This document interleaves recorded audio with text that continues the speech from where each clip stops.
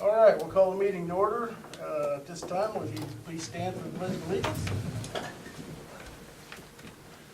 I pledge allegiance to the flag of the United States of America and to the republic for which it stands, one nation, under God, indivisible, with liberty and justice for all.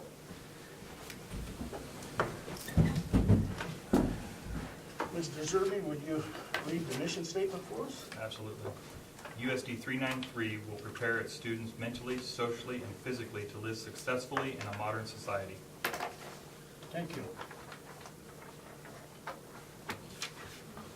Going down through the agenda, first item is the consent agenda and preliminary action items that include adopt the regular agenda, the approval of the minutes of the September 9th regular meeting, approval of the minutes of the September 28th special meeting, hire Tim Gart as the middle school assistant boys basketball coach, hire Alan Randalls as the middle school head boys basketball coach, hire Jennifer Faber as the high school play sponsor, accept memorial money from the Bonnie Sherrick Athletic Memorial Fund, and accept the resignation from Darlene Jansen as a member of the Board of Education.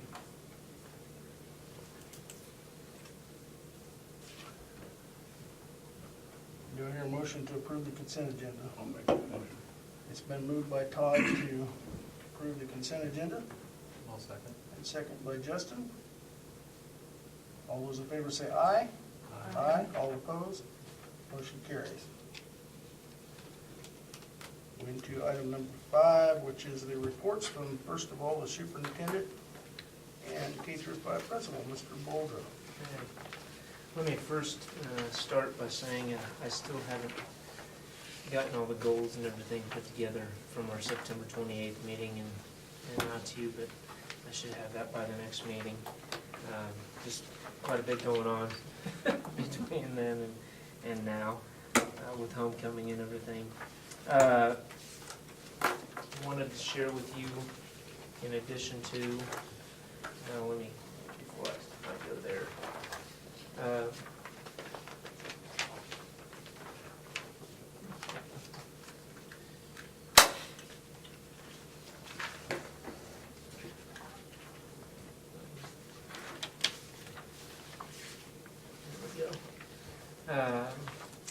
let me first start, and this was in my report, but I had a parent of an out-of-district student and tell me that she really liked the Solomon parents. And I said, you know, if she's new to the district, what makes you really like them? And she says, because they cheer for everybody. They don't just cheer for their kid. They don't just, they're there to support all the kids. And there doesn't seem to be this jealous attitude between parents about their kid or this and that. And I really appreciated that. I thought that was very telling of our community, and I thought that was really neat. And then back to homecoming week, we had a little volleyball game on Thursday afternoon with the kids. And, you know, I played with the faculty group, kind of got away a little bit there and had some fun with the kids. And I was just so impressed with the way the kids conducted themselves, how sportsmanlike they were, even when they were playing, you know, the other class. I mean, they just treated each other with respect. You know, they had some fun with it, but it was just, you know, nobody's trying to get in digs or, you know, and when a kid would spike at some other kid's face, you know, congratulate him. It was just neat to be around. I just really enjoyed it. Let's see. Contacted School Messenger. School Messenger we're going to purchase, and it's a system that we can communicate better. It's an alert system more than anything. I wanted it to be able to contact parents through an automated system. It just sends out either whatever you prefer, a call, a text, an email, and what's the other one? Tweet. Either like on Facebook, social media, but anyway, it'll do all of that and allow us to communicate very quickly what's going to happen, especially with inclement weather. If we have a postponement or a cancellation of things, we can put something out. If we have a big reminder that we want to do. This system also will allow classroom teachers to have a select group and just email something like test coming up, or any, big project, or they could, it's just another way for us to communicate well with our community and our parents and patrons, and so. And it's integrated into Power Schools? Or? It does integrate with Power Schools, so what that should encourage parents when they move or they change phone numbers or whatever to update that in the system. They'll have control of that and be able to update their own information. That way they know they're getting those alerts. Scott and I are going to work on that here soon in terms of getting trained and getting all that set up. But it costs us $1.85 per kid, which comes out to about $600 to do this. Is that per year? Huh? Is that a year? Yeah, that's per year, and I thought that was pretty reasonable. I know from talking to Abilene and some other parents around that use various systems, theirs will notify them if their lunch balance Yes. is so small, Use or it to, if their grades get below a certain Mhm. point. Is that capable of doing Yes, all that? yes. Awesome. so.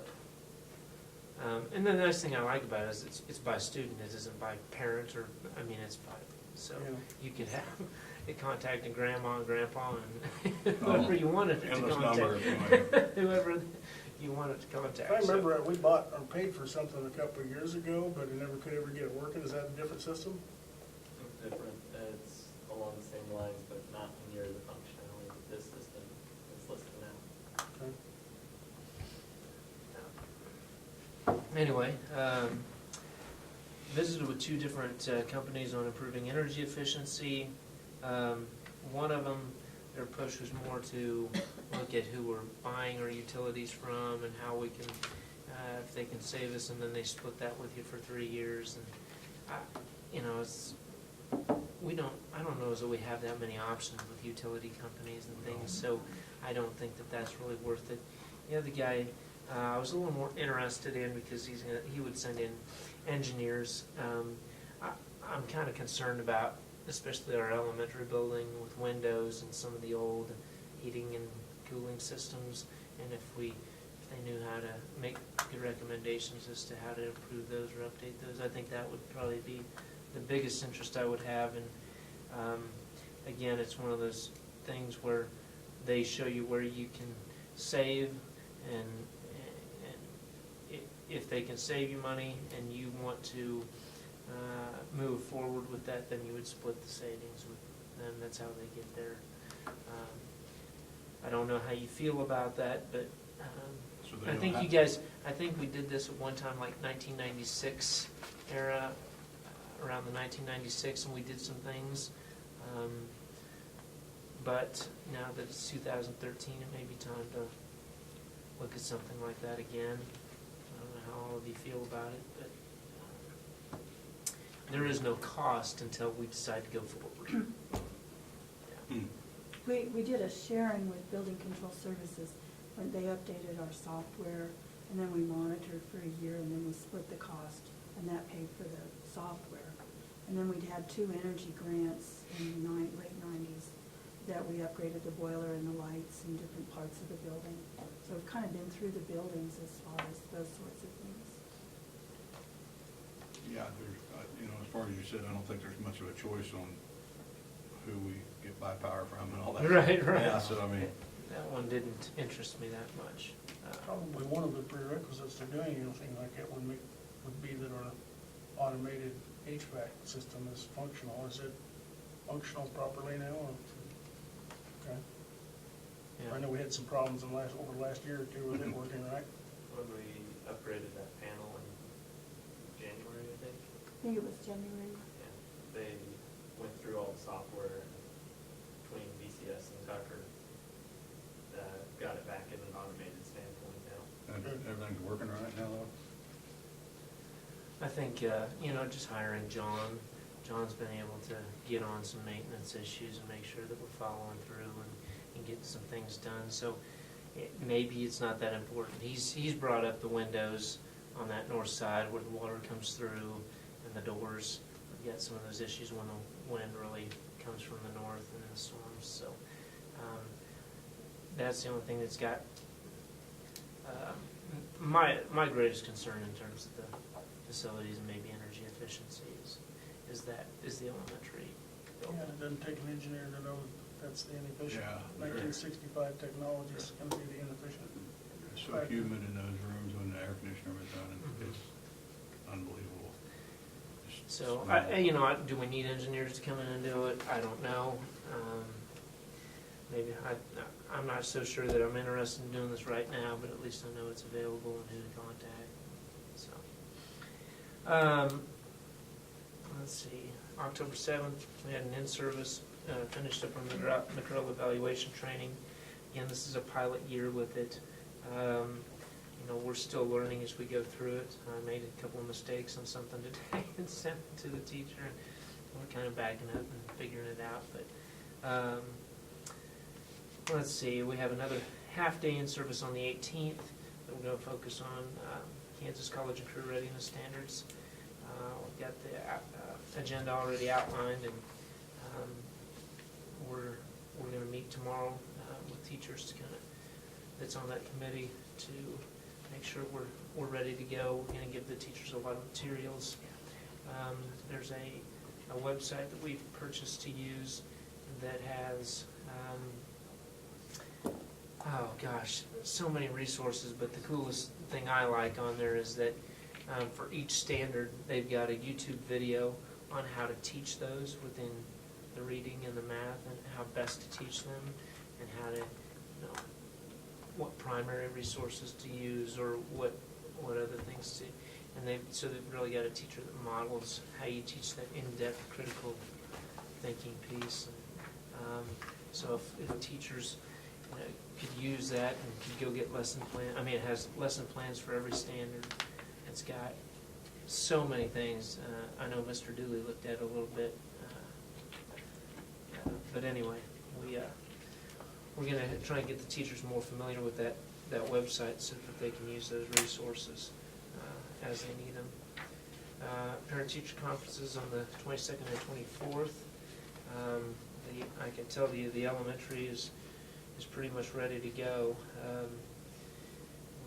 We did something a little bit different this year, and instead of having Mrs. Satterley call everybody, I just sent a note home asking you to sign up for a time, and then we were able to just compile everything, and it saved her a ton of phone calls, and so she had to call a few people because of a few conflicts in times and things, and she's just sending a note home that says, here's your time and date. We've tried to put parents who have several siblings so that they're coming at the same time, or so they kind of have back to back to back, and they're not wasting a lot of time standing in line or waiting. So The teachers will all be here. The last one I went to, some of the teachers weren't here. we have with coaches, they have to be in, what do we decide, by 5? Yeah, assistant coach is 5, head coach is 5:30. They need to watch the kids get out of the locker rooms. And the only conflict is Tuesday evening. We've got a volleyball game, so Coach Patterson will be there Tuesday evening because she wants to the volleyball game.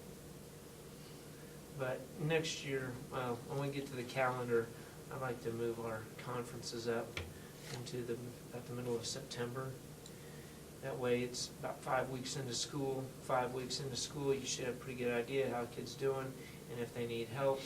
And that's the time to contact parents, rather than wait until basically the end of the quarter and having to, some kids by that time are so far behind and so overwhelmed that they don't ever catch up. So I'd like to move those conferences up so that we can try and nip some of that stuff in the bud before it becomes overwhelming for a student. Let's see.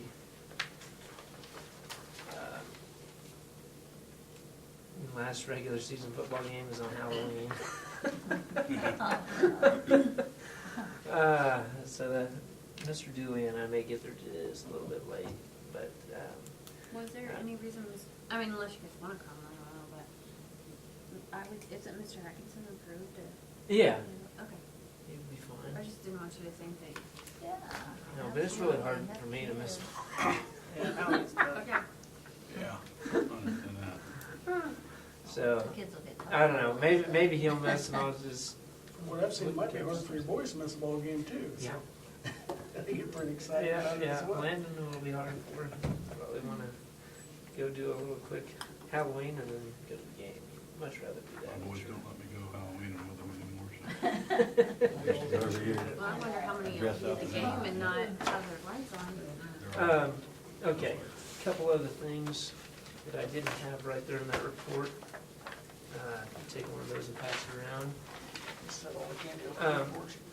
What's coming around is the Kansas Communities That Care Student Survey. And a couple of things I'd just like to go over with you. Basically, what's typically done in most districts that go ahead and do this is 6th graders, 8th graders, 10th graders, and 12th graders take this survey. So it's even grades 6 through 12. And they go through it and they just answer questions. I don't know, the survey takes about 30 minutes. And it just kind of gives us some risk data. It gives us some ideas of where kids are at in terms of health issues, drug, bullying, the types of things that we're most concerned about.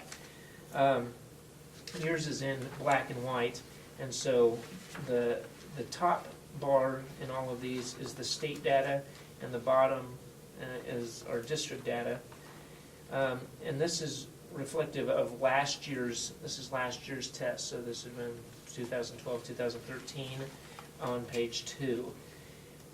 Rewards for school improvement, you can see that the kids felt like we were lower than the state, okay? Opportunity for family involvement in the school, that kids thought we were lower than what the state average was. Opportunities for school involvement, pretty close to what the state is there. Individual social skills, again, lower. Anyway, I could go through each one of those, but I think you kind of get the picture. Okay? As we move to page 3, this is risk data profile. And again, these are risk factors that are those specific agent aspects or conditions of a youth's life experiences that increase the likelihood that he or she will engage in negative antisocial behavior in adolescence and or young adulthood. Again, the top bar is state and the bottom is our district. And you can see most of these we rank higher in terms of risk than the state average. Lack of commitment to school really kind of stood out to me. Laws and norms favorable to drug use, parental attitude towards those, interaction with antisocial peers. Again, this is last year's data, and so I'm very curious to see after this year how kids will take this survey again on January 2nd, the first day that they come back. The window is basically January. And so I'd rather than just get it over with. Those are days, we're coming back and teachers haven't gotten real involved, so we'll take this, the day they come back and probably in their English classes. If you turn to page 4, this is, again, 30-day use data, percentage of students. The top one is those who reported smoking cigarettes one or more times in the past 30 days. And this gives you kind of a year-by-year data. So this is from 2009 to 2010, all the way for 4 years up to 2012, 2013. Look at 2011, 2012, smoking cigarettes, smoking marijuana, and alcohol. Obviously that was probably a tough year with maybe seniors, I would guess. I mean, since it's even numbered, it's hard to tell because I don't know if it's 6th, 8th, 10th, and 12th. That will be this year's seniors, sophomores, 8th graders, and 6th graders who will fill out this next one. So it'll be the same group of people. You understand what I'm saying? Last year it was a different group, so we'll see the same group, and I'm hoping that that's down significantly. I would like to have thought. I know that my 2011-12 school year at Marmonton Valley, that was my senior class is my big druggy class. I mean, it's a tough class. Anyway, so I hope that was kind of, I guess, the year. But anyway, bullying data on page 5, and again, this is by year. Obviously, we have a little bit of an issue, at least compared to the state. And these are things that, this is good information for us to have as administrators, because we know, what are things that we really need to work on combating in terms of antisocial behavior. So.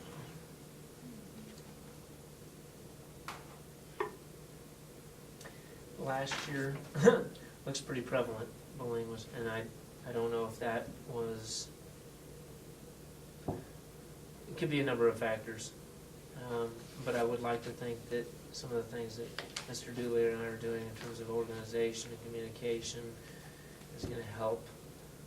Hopefully we see that go down again. There's no guarantees, but I'd like to think that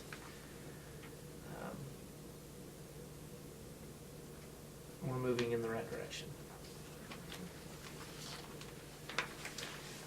Page 6 also deals with bullying. Again, it's just those simple questions. It's pretty much one question. Haven't seen any. Ignored is none of my business. Join in. Nothing. Just watch or report it to a teacher or other adult. I'm glad at the bottom of that page 6 on report it to a teacher or other adult. It looks like kids are not afraid to report it. So that's a good thing. We can't solve things that we don't know. And if they're willing to report, well, then we can work with that. So.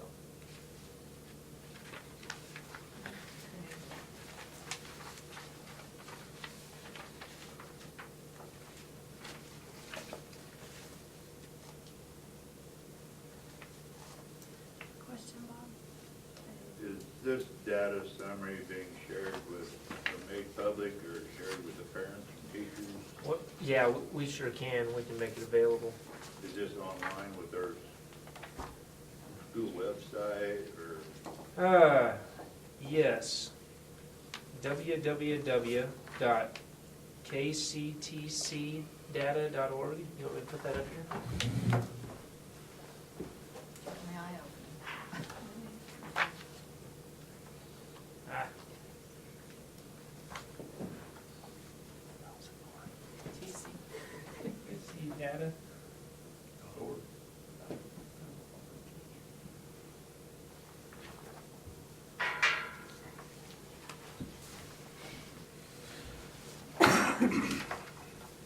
Any other questions about that? It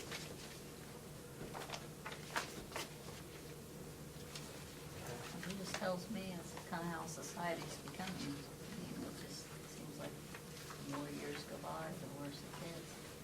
I think I remember a few students that left last year because of they were being bullied. Yeah, we need to get it cleaned up. Yeah.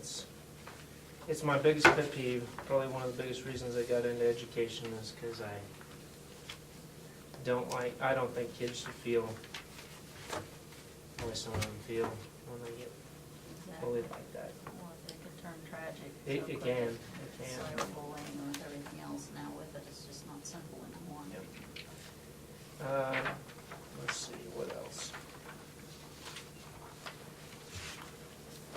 Did y'all get the, this that I sent out? On the Kansas College of Career Ready Oh, Standards? you emailed that. Yeah. Yeah. Okay. I won't go into it unless any of you have any questions you want to do. We only made it about halfway through it. Not gonna lie. In terms of the elementary school, you know, the kids are, we set a goal of about 1,500 banana bucks for the quarter. And I think we've counted up to 1,000, and I would say we're probably, at least according to what it looks like, probably double that. What's in our jar? So kids have really worked hard. Our goal is 1,500, and so the kids have just really worked hard, and it's been fun. And they like to tell me, especially the kindergartners, you know, they want to tell me where they're at every time I see them. I have 4, I have 2, or I have 3. Anyway, they're having lots of fun with that. They had their annual fundraising assembly last week, and those packages were due today, but sometimes it's tough to remember on a Monday, so they're actually due tomorrow. We had our anti-bullying awareness week last week, where the middle school kind of puts on an assembly with Mrs. Gant. Mrs. Rada really organized that, and I thought it was a fun afternoon for the kids on that assembly on October 9th. Obviously, did you see what some of the improvements we made to the playground area out there? We made it handicap accessible as well. Cut down some trees. Yeah, that was noticed. That was noticed. So we're just trying to clean it up, make it look nice. The kids had a great time dressing up during Homecoming Spirit Week. Had a lot of fun with that. And, I think it's fun when all the elementary kids get involved too, because they have something to really look forward to in the future years. And anyway, that's. In the past, when I was in school, we used to dress up for Halloween and parade around. They don't do that anymore. We have Gorilla Gala. A lot of religion issues. What was that? That's really Yeah. Was that way since we've moved here? I don't know. Was it? It's been up 18 years ago. I just participate if you want, don't if you don't. My thought. No, But I kind of wish they could do that. we used to have as a kid, I had a blast doing it. You know, I mean, parading around, the parents could come Right. up and watch the parade. And Right. I was, this is the first time I'd heard of, anything like Gorilla Gala, but. I mean, I'm all for that too. Yeah, But I that's just, what we're set up to do this year. I'd like to just see it.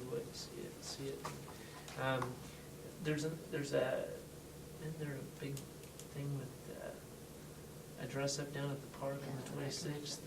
There's a movie in it, costume contest. Fright Night in the Park. Yeah. That sounds pretty good. Probably. Anyway, you'd kind of like to see her dress up and get her. I would. Yeah. I've always thought that was crazy that they just always got to cater to the people who don't want to do it. Exactly.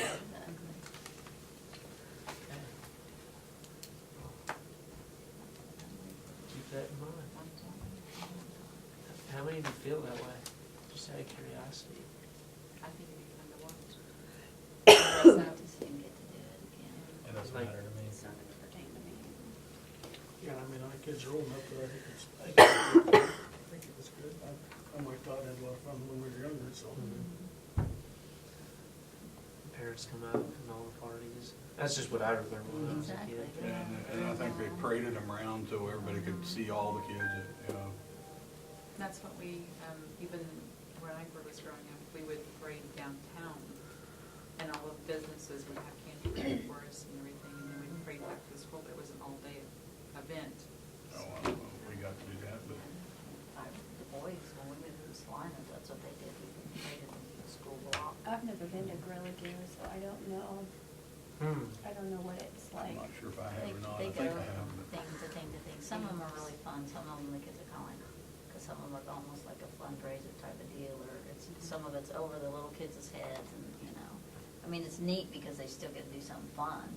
They try to Is make it all fun day for or is them. it just the afternoon? And then No, it- it It's just the starts, afternoon. no, it starts Oh. after And they lunch. don't, Just they after don't lunch. they don't dress up or anything though, No. right? Right. Yeah, see, that's And where then you just lose it go all from to me. station to station.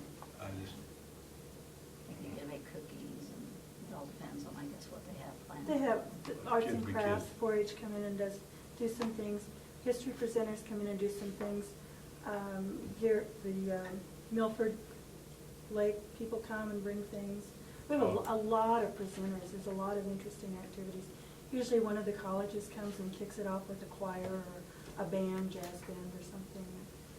Mrs. Gant and Mrs. Wolf have a huge list of presenters and they rotate through them from year to year.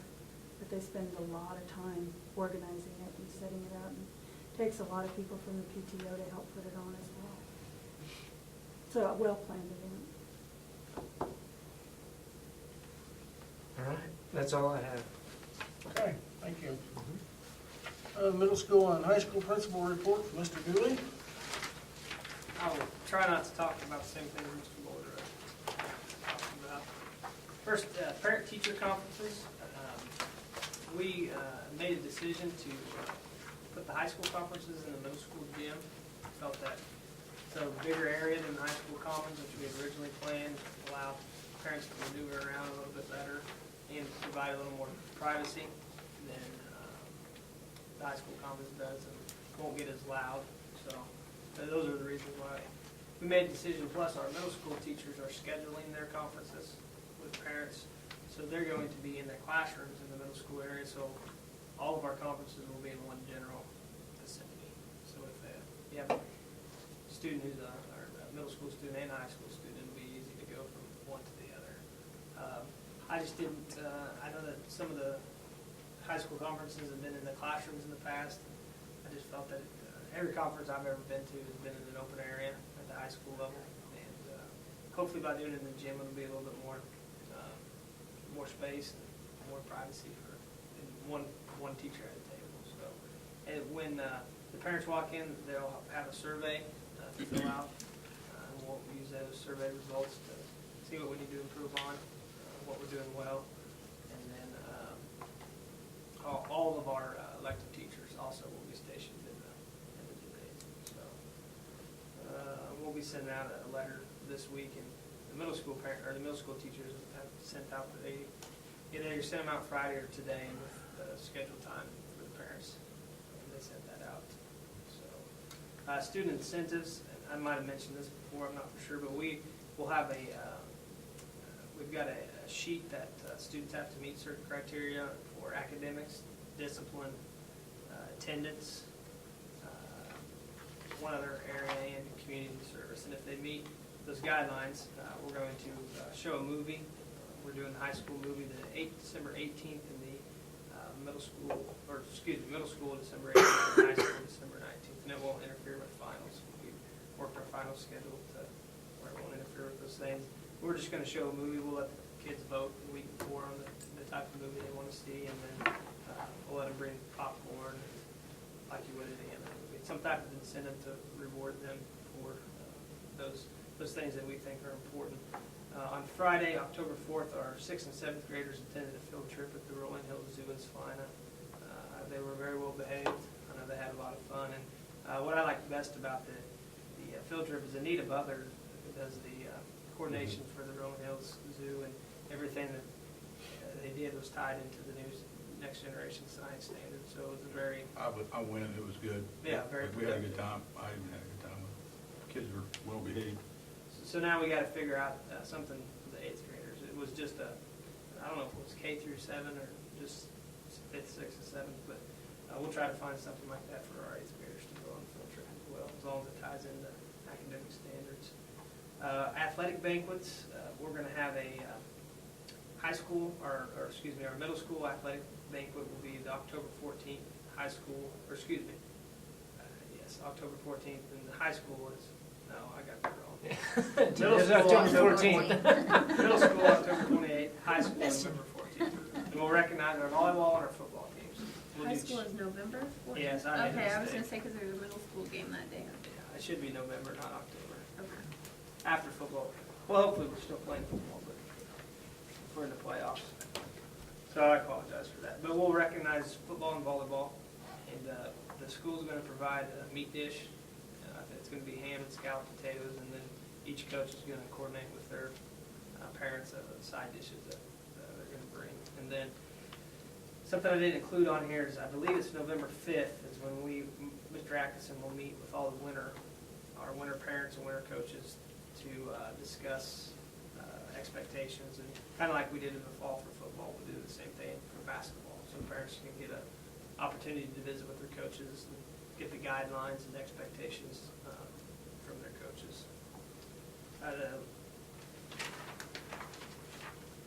School play, we are going to have a school play Friday, February 28th, Saturday, March 1st at 7 p.m. Ms. Favor will be coordinating this. Their practice times will be after, we'll practice after basketball practice, so we'll interfere with any of that. Students of the month, we selected our students of the month for October, and that will be coming out in our newsletter, hopefully in the middle of the week. Middle of this week, and like I said, I send that newsletter to whoever I have on my email address. So if you know of anybody that doesn't get it, that wants it, I'll be more than happy to send it to them. And I take the kids out to eat for lunch at the end of the month. College preparation, we gave the Explore and Plan test to 8th and 10th graders, kind of a surveys them on their post-secondary interests, and kind of gives us some data if they do decide to take the ACT down the road. Site council, just a reminder, our next site council meeting is November 17th, Sunday, November 17th. Discipline report for August, from the beginning of school week, August 15th till the end of September, we had 96 total office referrals. And they're broken down by grade. Our sophomores had the most referrals.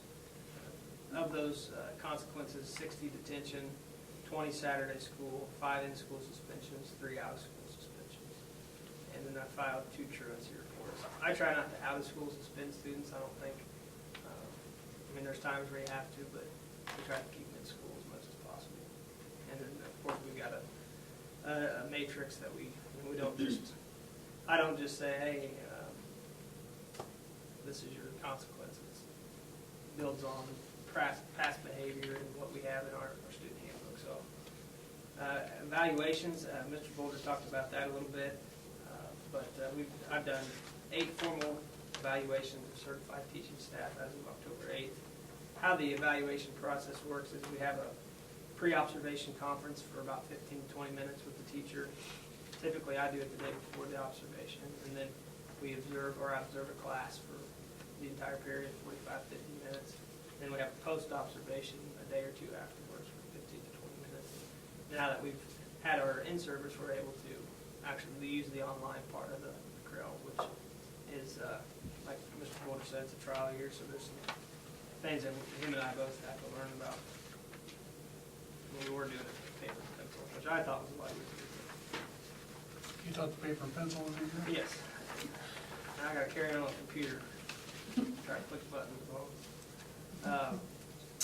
Veterans Day Assembly, Mrs. Griffin's, to me, I had many friends serve in the military, and I think as long as I'm principal, we'll do something every year for Veterans Day. And Mrs. Griffin's Ag Communication class is planning an assembly to recognize Veterans Day, and they're working on, it's a class of about 20 kids, and they're working on including the kindergarten, or elementary students and the middle school students as well and then we'll have an assembly. And a couple other things I didn't mention. On Thursday, I know Mr. Boulder, myself, maybe it's Wednesday, and a few others are going to an intruderology class to look at in the event an intruder ever comes into our building. We're going to learn some things that we need to know. And then last, it's homecoming. I thought, being new to the district, we didn't, in my previous district, we did nothing like the things that we did here. So I thought it was very neat. Of course, with anything, you evaluate what you want to change for next year. And I was just pleased with the participation the kids made. I mean, I was at a district of 2,000 kids previously, and I think we did do dress-up days, but no one ever participated, so it was nice to see the kids get involved with that. I thought everything went smooth, and I was very pleased with it, so. I got roped into barbecue, and I didn't know I was gonna do that. You gotta be flexible. I know. On his discipline report, here's the log, if any of you care to look through it, if that means to you, but this is the only time you can look at it. I'd better look at it in executive session than now. Anyway, Any other questions for Mr. Dillon? All right, thank you. Keep up the good work. Yes. Okay, next item is committee reports for Booster Club. I may be here to report, I guess. you know, But Booster Club has been active. Our meeting's coming up this Sunday at 7 o'clock in this room. And we're continuing to raise money for the statue for the Marvin Run Junior Project and selling apparel. And we have a tailgate before the homecoming game. And had a very good turnout for apparel sale, shirts and stuff. I know they said they sold quite a bit of that stuff to raise funds, so had a good turnout that way. anything for site council, because you guys meet the same day? We moved our meeting to every other month. Okay, We won't meet all right. the So you same won't night. meet, We'll meet okay, in November. okay. Mrs. Zomba, do you have anything for the after-school program? We're making use now of the computer lab on Wednesdays. Scott's got that up and running. The kids have a good time spending that 45 minutes in there. Everything's going well. Mrs. Butler was there Friday and made a nice presentation with some craft projects and a book that she read to the students. And making crafts, and we've got them on display down at Bush's, so still having fun. Come by. The only other thing I wanted to do there is have Scott, under my report, give a little bit of a technology update where we're at with stuff. I want to mention that the Salvation Army football team Oh, yeah. finished third place. Yeah. They had a 5-2 record this year, the first year in Salvation Very Army first football. year. Good. So, That's great. so they got And to shave Salvation their Army coaches' is head. what, fifth and sixth grade? Fifth and sixth grade. Yeah. Yeah, and I fourth think we have too. fourth Yeah, grade. one Oh, they got fourth one. grader. Wasn't it? Yeah. All right. You guys were really good. I guess just a quick update. I'll just roll down the list here. We do have all of our copiers in. ImageQuest was here last week at the in-service to do the kiosk training with the staff. Basically go through all the nifty features on the devices. I think we'll be working with them. We still have yet to get a finisher on one of the copiers, and they're gonna work with the finishers on the other copiers, just try to get things evened out through the buildings, but I've had a few staff tell me how they like the new ones, especially some of the features in them, so I think they're making use of them. Staff laptops went out last week. I think I've got 7 or 8 of them still in the office yet to go out, but for the most part, all of them are out. Only had one with a major hiccup. Other than that, they're going. I think the learning curve with it being Windows 7 and Office 2013 is going to be up there, but hoping the best they can. El Saline's tech director came over and gave me a huge hand on that. He brought over a device to clone hard drives. We cloned out all 70 new machines in an hour and a half, so that was quite the help. We do have that entire lab up and going. Mr. Funk helped me get the elementary lab up and going, so we're getting there. You already covered the school messenger system, and then we met with Phone Connection out of Salina to discuss adding phones throughout the complex. I think right now he's got the quote pretty much done. Mr. Boulder and I are just going to take a walk through the complex and actually nail down which Where we rooms need phones. need a phone. I've wrote it down on paper, but I want to walk through too to make sure that sometimes just looking at it on paper isn't enough. You need to walk around and look at each room. Other than that,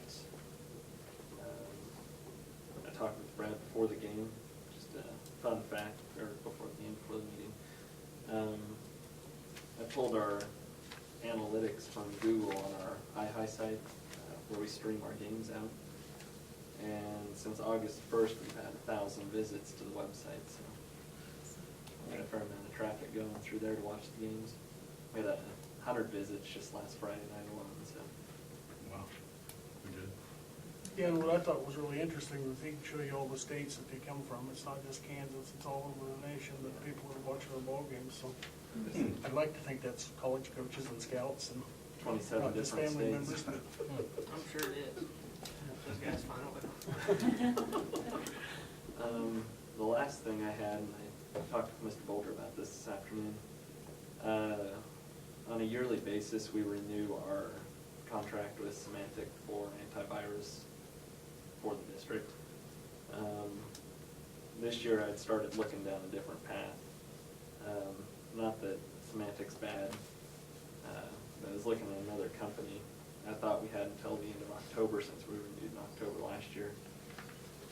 Found out today that Symantec actually went out October 1st, so we currently aren't covered by anything, so I kind of fast-tracked it today to get a quote. What I'm looking at is Kaspersky. It is antivirus, but it is also more than that. It's asset management, filtering, especially with new laptops when they leave the school, they're still filtered. If iPads are stolen, we can track them, wipe them. Even if somebody already wipes them and rebuilds them, we can do it, still track. I think I'm correct, and I was trying to get hold of them tonight to see, but it also provides take-home licensing for our staff, so we license it here, they get it at home on their machine as well. Quite the long list of different things to go with it.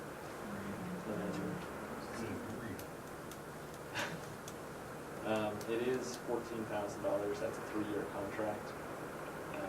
If we stay with Symantec, we'll be paying right around $12,000 for 3 years as well. So I figure $2,000 with all the features you're getting on top of the antivirus, it's bang for your buck.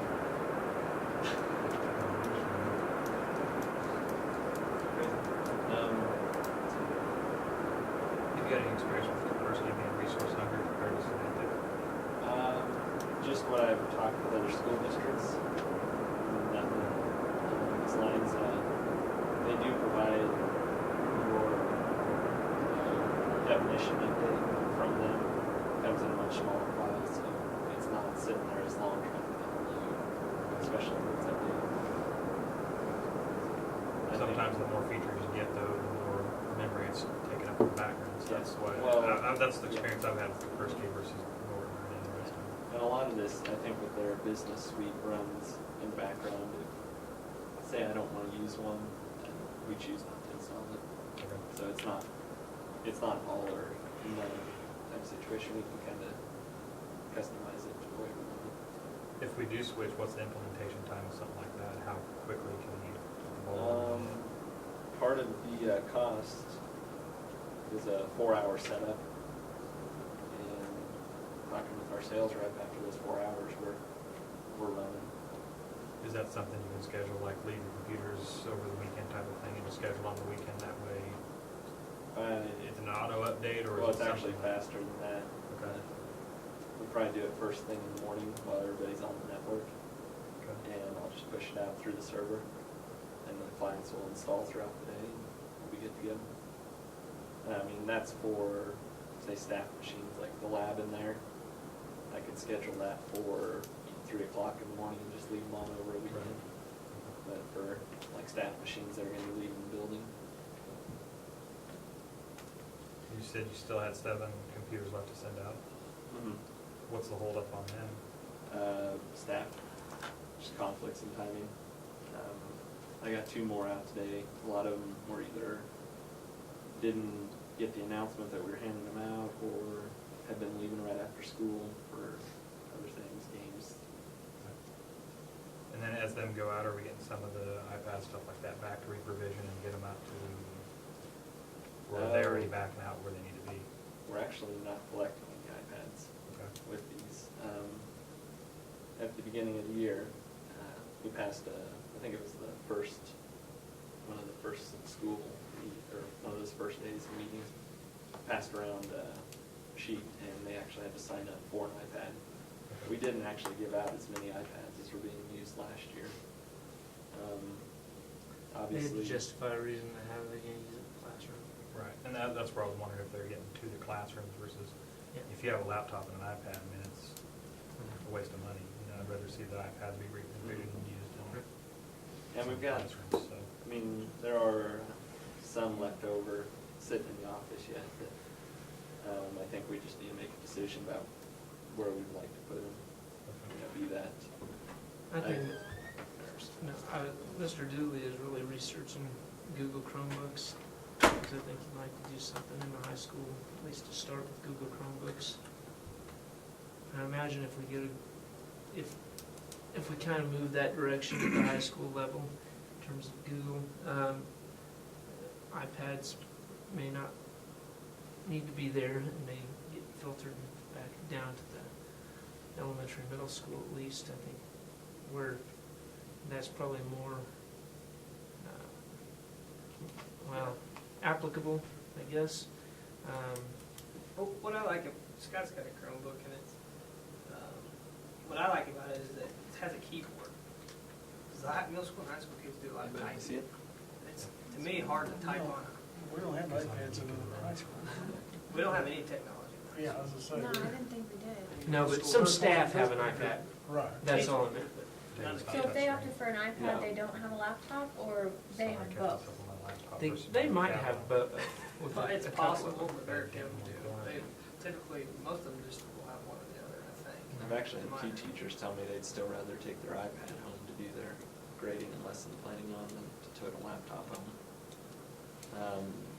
Obviously, it would have been nice to go one way or another, and that's the direction we did. All laptops. Some still wanted a desktop, but I think you had to standardize and go one direction. And this gives them the flexibility. Most of the teachers that have them are the elementary teachers. Our First thing, elementary works classes are 4th and 5th grade that currently have iPads to use, Mhm. and some 3rd grade. Should be. Are they using them?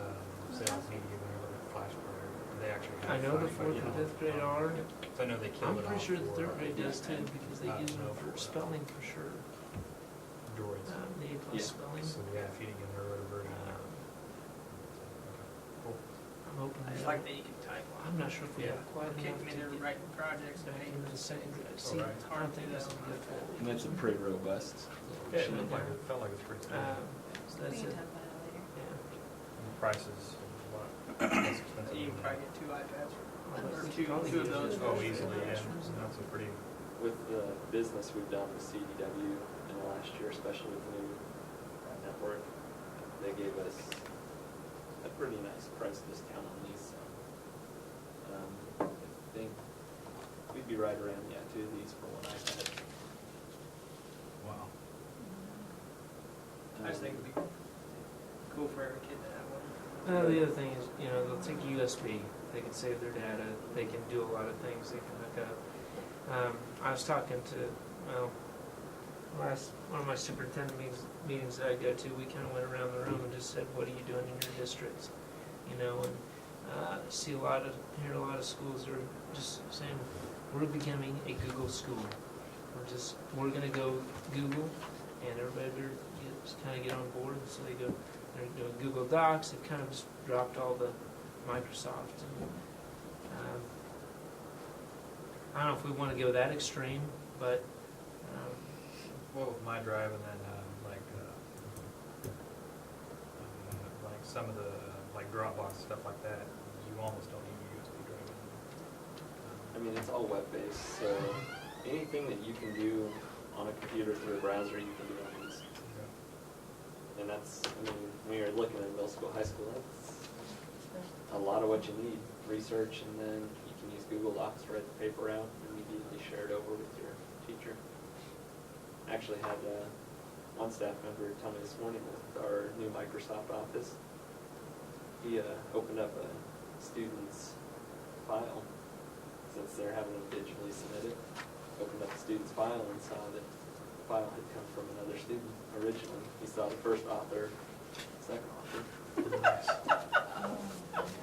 Oops. I mean, you would have never known it had they just printed it out and turned it in.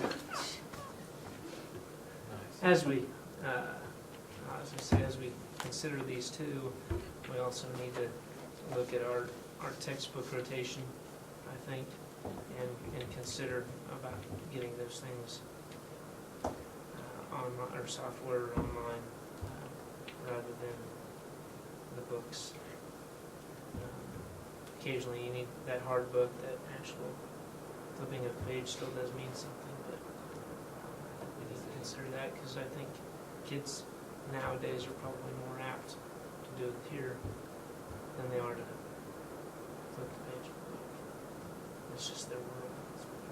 I just truly believe if our kids can have a device, they're gonna be more engaged. I know one of our fourth grade parents, she downloads all the AR books to the child's Kindle, and that's how he reads it. To get out a paperback book, he doesn't want to. So she downloads it to the Kindle, he reads it as AR. To him, it's like a game. Right. That's what they grew up. That's what they. Yeah. And that's got apps, just like that. And you'll be hearing more about it come December. I've asked. Mr. Dooley asked Mr. Funk and I to go along the lines of that outline going down that road.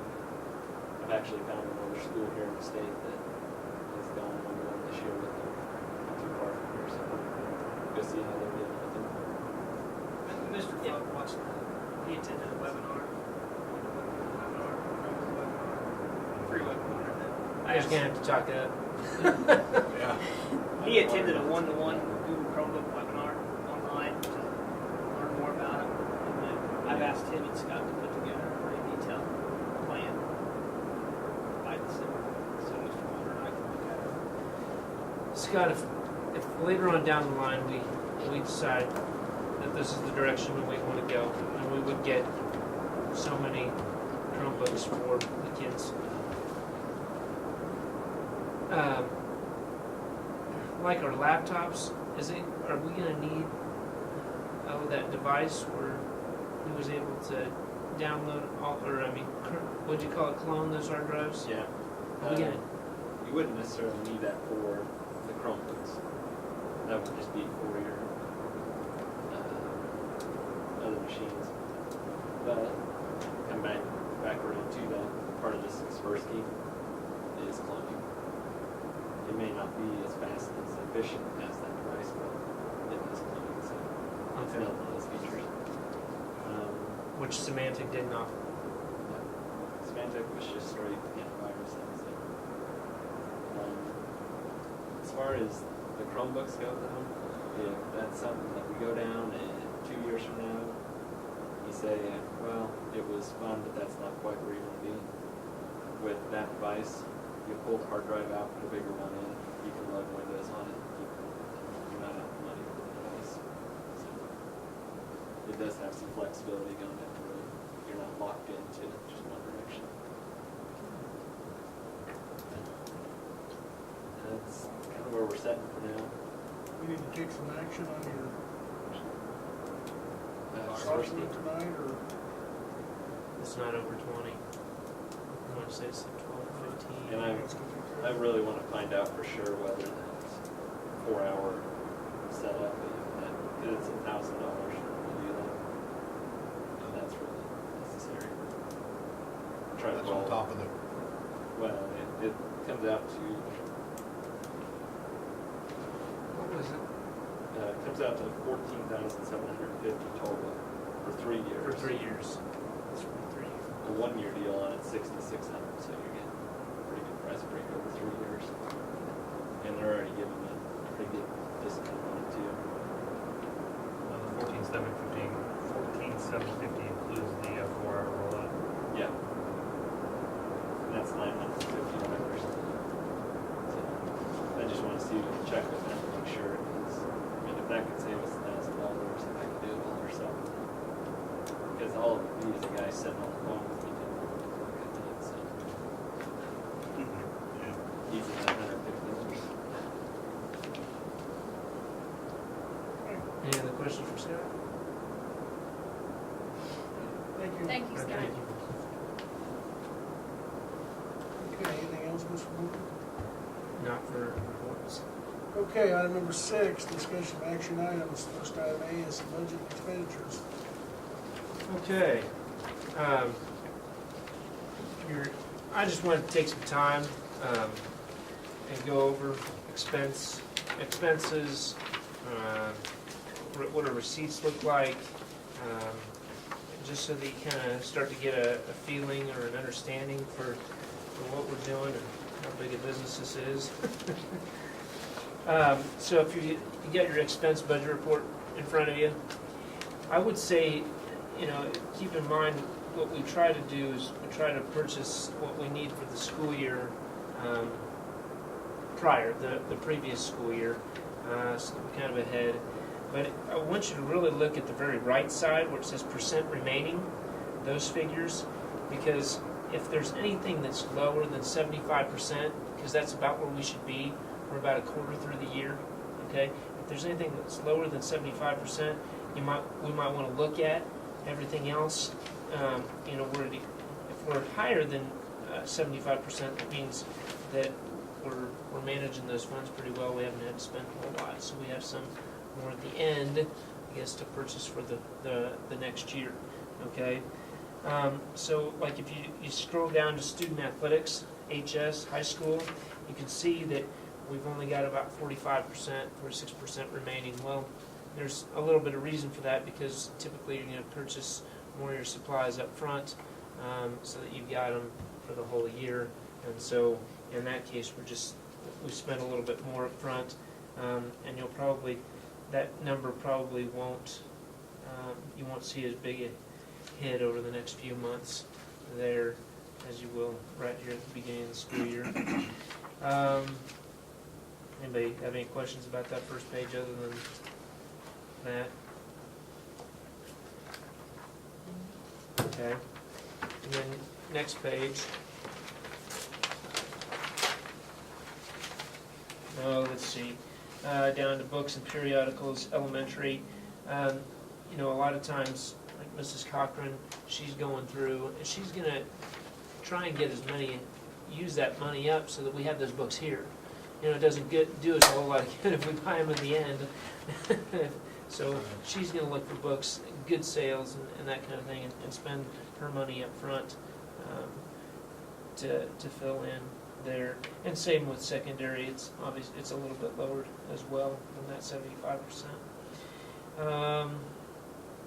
Go down to other. Other is just one of those areas where didn't really have a place to assign it to. It's kind of one of those funds. Equipment and furniture. Obviously, bought a new desk in the elementary office and that furniture, and that's why that one's lower than was typically budgeted. We just need to replace something there, and we can take it from. We could take it from somewhere else, Deanne, right? Just capital outlay or yeah. Okay.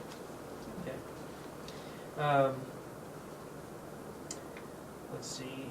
Communications, a little bit lower. That's where that would be. Is that our our phone bill? Well, it's just that part of our phone bill. Okay. It's mailings and our postage meter fees and all of those sorts of things. Let's see. General supplies, spend a little bit more. Is that mostly custodial there? No. No, not in the 2,300. Is that where you're at? I was at the 2,400, I think. 2,400 is elementary and secondary buildings. Okay.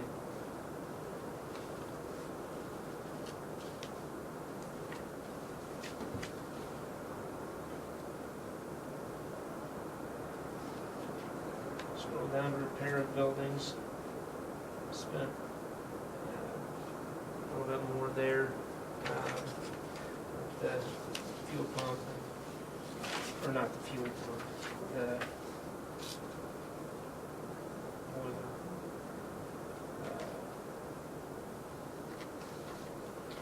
I think the biggest bulk of that in the repair of buildings is the computer lab, the tiling of that, and the Okay. electrical work of that. Right. Some of those unexpected things that happen. to Yeah, us that we kind of over had to summer. take care of right there at the beginning of the year to get places ready. Any other questions there? You know, overall, you look, we're in pretty good shape in most of that. You see there's some that we've overspent a little bit, but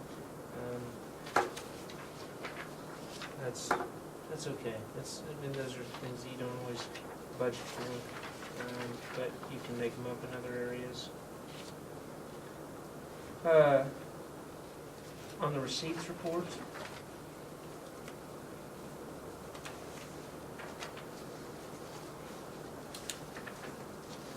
if you're looking up there at the top, the insurance partial proceeds hail, that's partial, what we received proceeds for our damage to our roofs, okay, and then obviously we have to pay some of that back out to take care of that,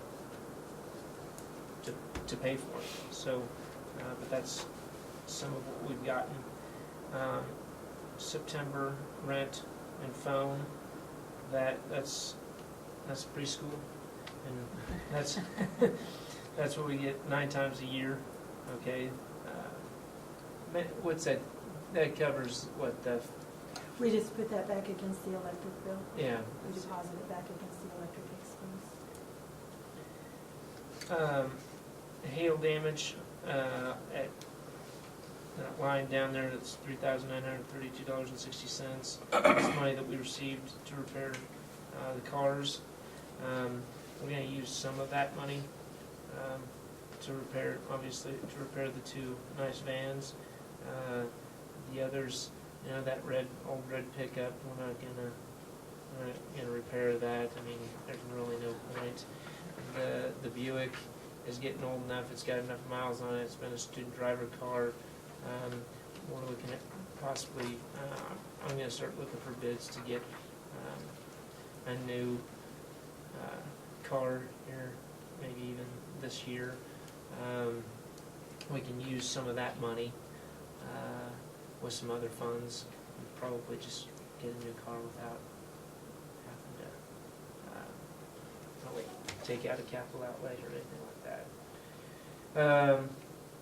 If you move down to taxes, the $9,032, that's what we received from Ottawa County. And then you move down to the $39,000, that would be what we get taxes from Dickinson. So obviously we get most of our tax money from Dickinson County. And then the next taxes would be out of Saline County, the $15,000. Okay, so that's where those funds are generated.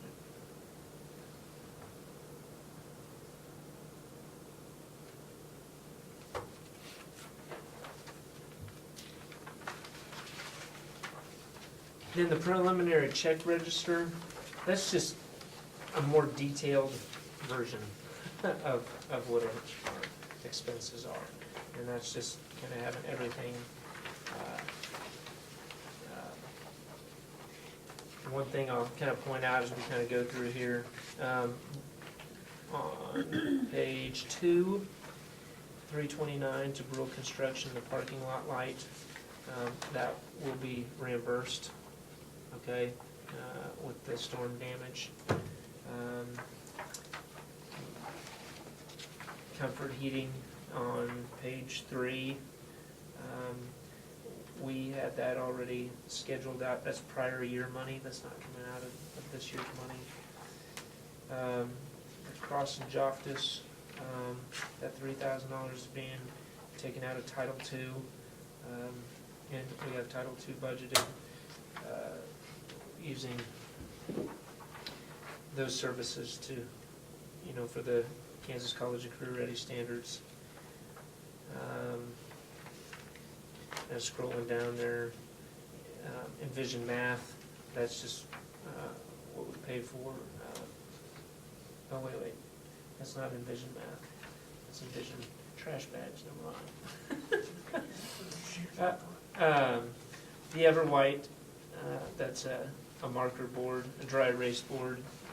That's that calendar board that's going up in the, is that the conference room? Yeah. Yeah, okay.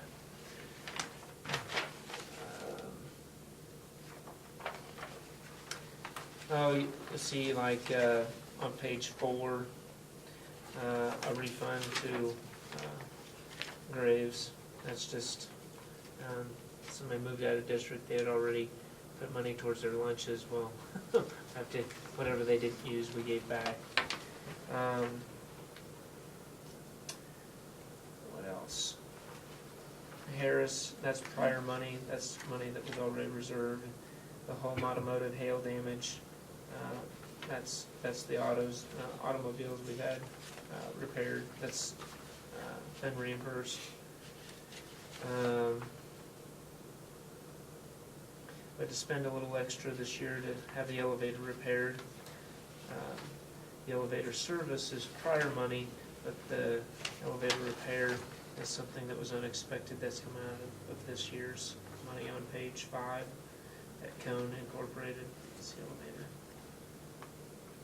I'm just kind of picking out some things. Most of it tells you,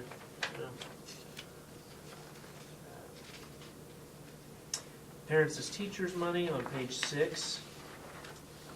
That used to be what, around a couple $100? $200. And now it's $1,500. Subscription, it's going up quite a bit. That's for their new curriculum that they've implemented, software support.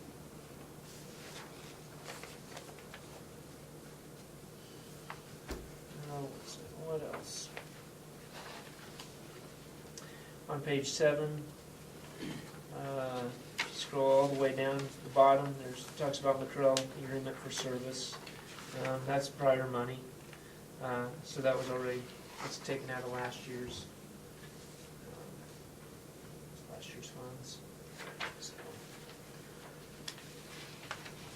on page 9, there at the very top, that's that fertilizer, mulch, remove trees, total turf care, what we did out here on the playground. That's grounds, it's taken out of grounds, and we needed to get some things done out there. And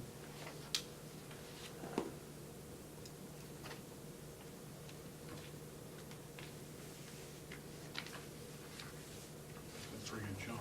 it is. I think I'm going to be able to use some maybe some PTO money to reimburse because they have an interest in helping with that as well. So. Do we, like for the facts, to go down, do they have a budget for the school year, or does she just go as she needs? Do you know? I didn't hear the question, I'm For, sorry. for the facts class, Yes. does she have a budget of some sort, or? Yes. She has an activity account. Oh. Yeah. For, I didn't see it. for facts, though, Oh, she has a she has budget in the prices. vocational line, and she has a supply budget. Okay. A lot of the workshops and things she goes to are paid for by Perkins. Carl Perkins. Yeah, I just meant when she But was like on her groceries at Yeah. Bush's, yeah, she has a budget.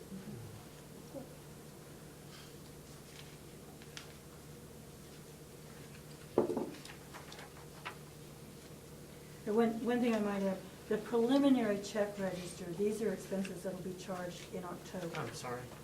And those checks have not been written until you approve them tonight. Then tomorrow, with your approval, these checks will be written and sent out and charged to the budget. So what you were looking for in the budget report, those were expenses from July 1 to September 30. So when you move on to the check register, these have been charged.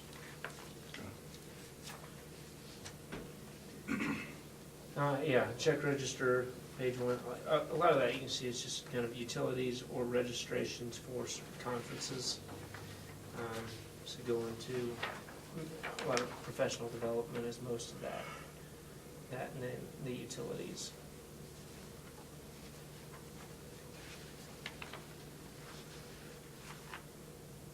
I have a question. Sure. On the Brian's Plan one, was that replace water heater, was that here at the school or? What page is that?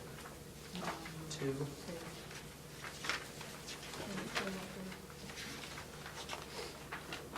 Wasn't that the middle school locker room? I don't know, that's what I was asking. Oh, that's a, okay. That was that big one? Yeah, it was a pretty big chunk. Oh, 9,000. The recorder ain't checked register.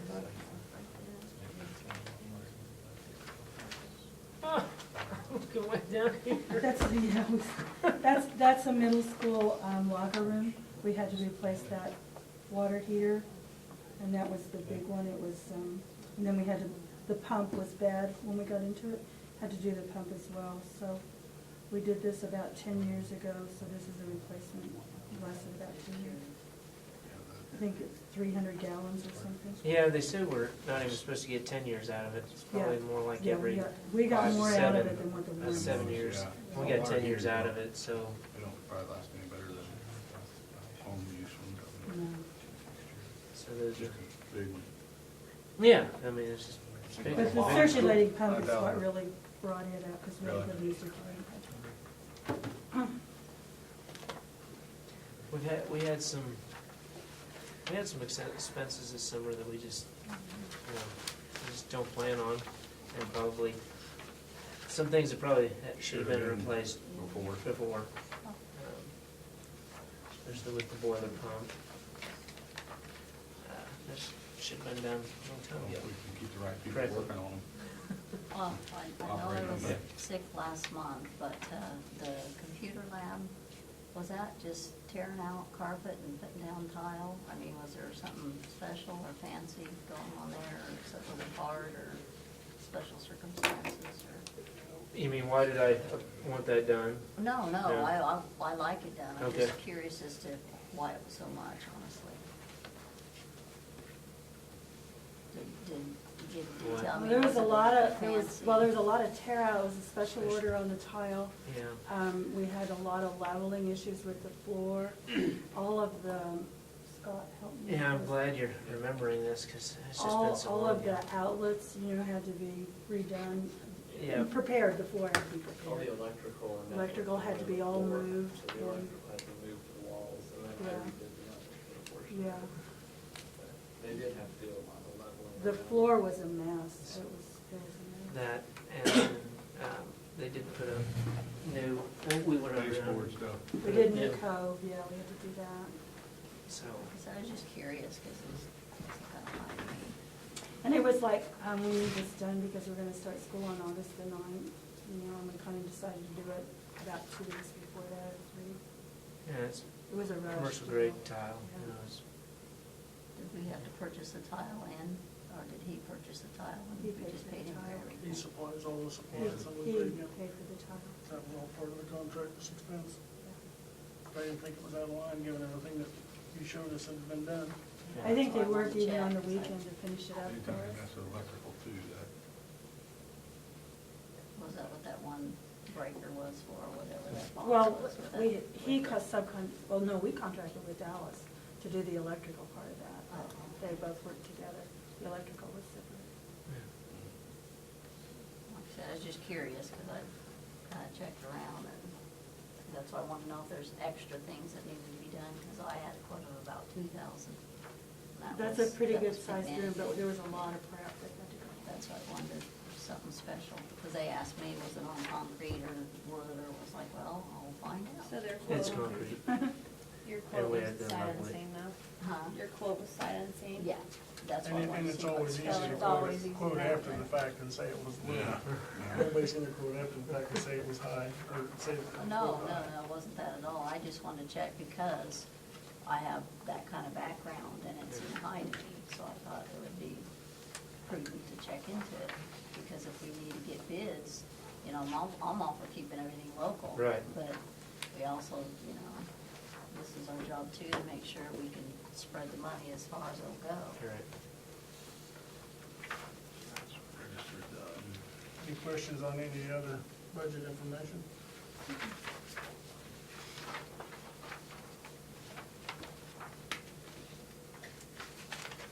Petty cash and then expense report, any questions on that? We could go over to, let's see. Where did I put it? Just kind of.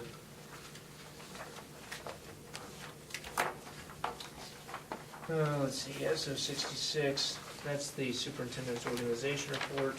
That basically tells us what our FTE is and then how we're funded. Which will kind of lead into why we're going to republish. But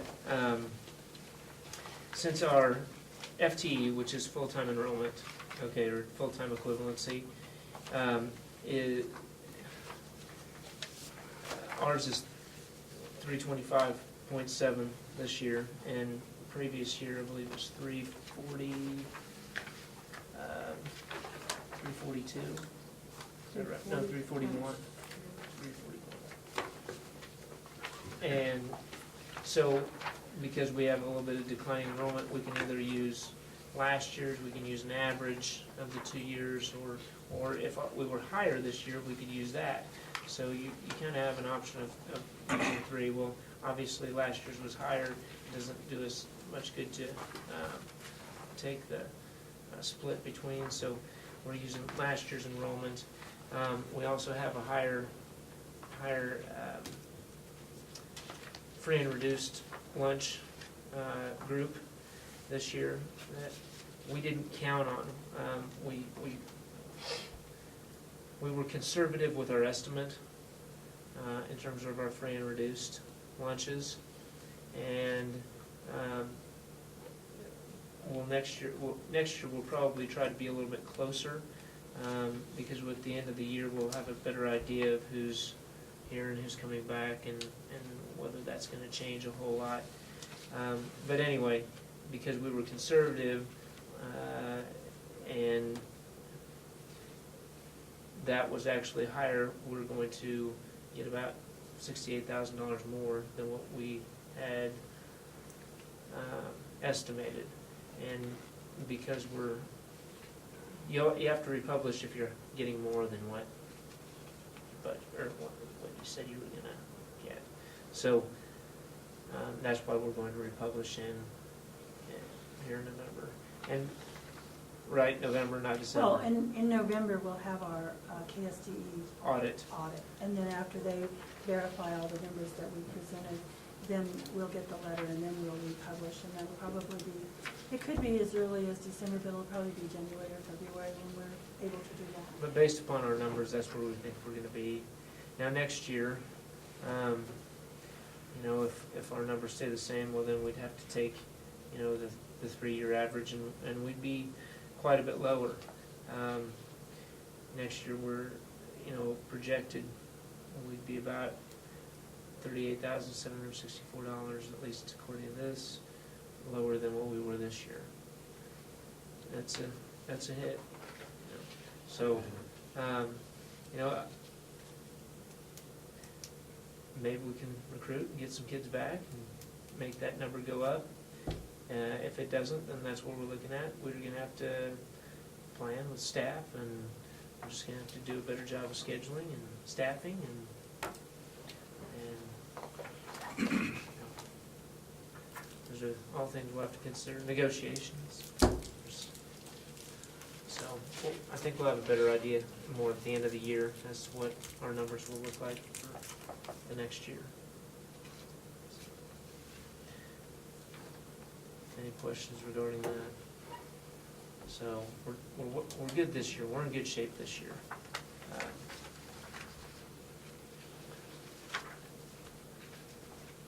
Anything else on that?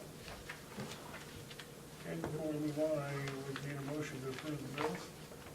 I'll motion to approve the bills as presented.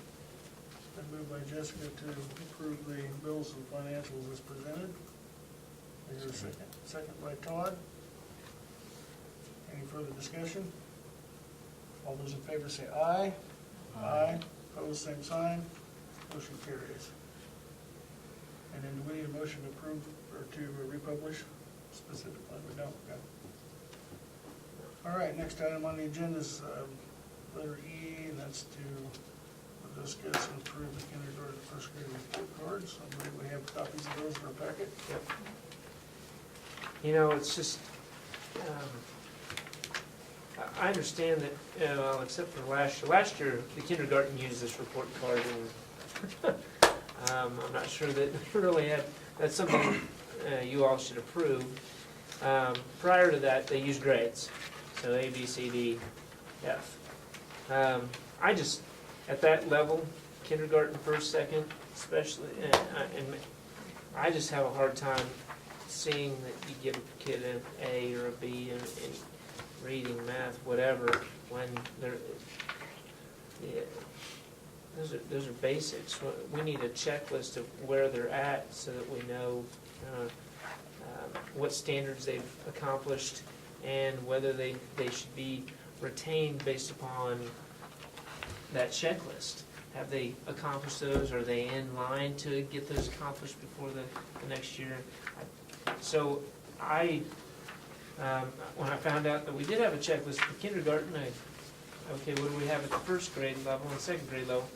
Well, I'm not proposing that we change second grade. That's something that Mrs. Our second grade teacher is used to, grades, because that's what they've done in the past. But we're going to look at changing second grade, I think, next year to more of a checklist. And then third, fourth, and fifth, then they're going to get grades. I mean, they should be able to read at that point, really do some math. Anyway, so that's, and you have those report cards there. Is I this think. similar to how other districts have done it? Yes, Okay. yes.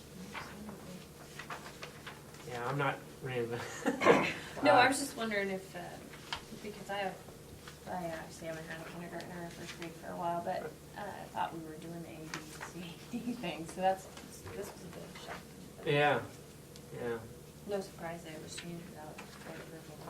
I think this tells parents, this gives parents a better indication of whether their child is weak or has strength and what they need to work on. I think this is a lot more informative.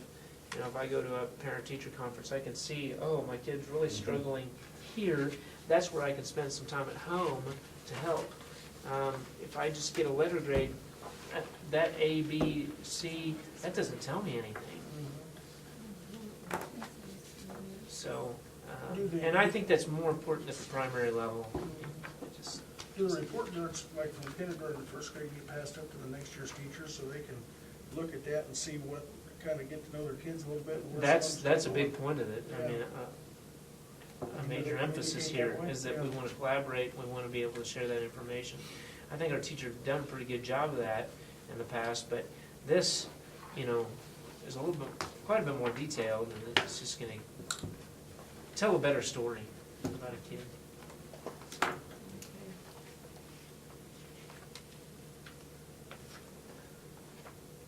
I mean, how do you rate a kid in PE? You know, do you fail a kindergartner in PE? I don't see that. You know, parents need to know where they're at with their motor skills, where they're okay. You know. The only comment I would have looking at them is that on our kindergarten, we've got EMAN, and over here we're using 4321. Right. Would it be possible to make those consistent? So Yeah, I think we as the could. parents are going from kindergarten to first grade and Right. ultimately second grade, they're using the same.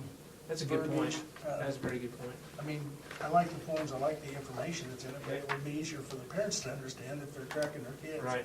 Right. Right. What do you like better, 4321, or I think 4321 would be. I'd leave that up to you guys, in my opinion. Okay. Yeah, I think just as long as it's consistent, it'd be easier to understand from year to year would be. Okay.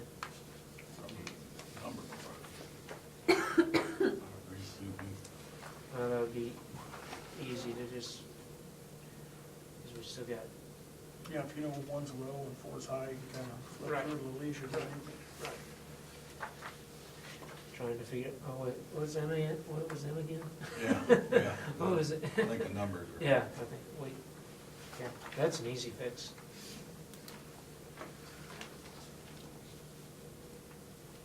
Any other discussion on those or questions? I guess we would need to approve those since we've never approved them before. I'll make a motion to approve the kindergarten and first grade report cards. Been moved by Jessica and second by Tally to approve the kindergarten and first grade report cards as discussed. Is there any further discussion? Hearing none, all those in favor say aye. Aye. Aye. All opposed, same sign. Motion carries. Next item is technology, and we've kind of been through that. Yeah, we've kind of been through that, Knock yep. that one off. Item G is barbecue grills. That's a hot topic. No pun intended, right? More so to some people. You know, I pretty much kind of explained, and we've talked about it since, just trying to figure out what we were going to do with homecoming and that kind of thing. I don't know if there's a whole lot more to discuss other than we're looking for other ways to serve our patrons, but not have the liability that we did with the gas grills. I think we've got safety, you know, we just didn't anticipate having any kind of safety issue with them, and Well, the grills are so different still too, even, I mean, they're, the one doesn't, we Right. used on Friday, I mean, Right. it doesn't cook 12 hamburgers in 30 minutes, really. Seriously, yeah, I that's know, about- I it mean, really, we were moving them to other grill to get them done. to get them done, yes. And then the one over is the fire issue. Right, I mean, yeah. the flare-up issue Yeah, from the grease, yeah. it just, And that must have been the one he was using. no, he was using the one that didn't cook. with Really? The stacks on it that, Really? yeah, 'cause I was standing right Uh, there. okay. I just think it's important to be able to provide hamburgers. I think it's very important. Yeah. But to have It an is. option at Don't have least. time I to know, go like, hamburger. Friday in the junior concessions, of course, the Booster Club had their soup in there. So we had chili and potato soup, but we also had barbecue beef, just to give them something other. I don't think they necessarily want a hamburger or cheeseburger, but we gotta provide an option. I have brought up about what Bush's provide for hamburgers at lunch and how good they are. I'm gonna get some of those and bring them up here so you guys can, they're pre-cooked. I know that sounds, Believing that sounds like they wouldn't be good, but they are good. Mhm. They're actually really good. Well, we use that in the lunchroom. We have pre-cooked Yeah, burgers in yeah. the lunchroom.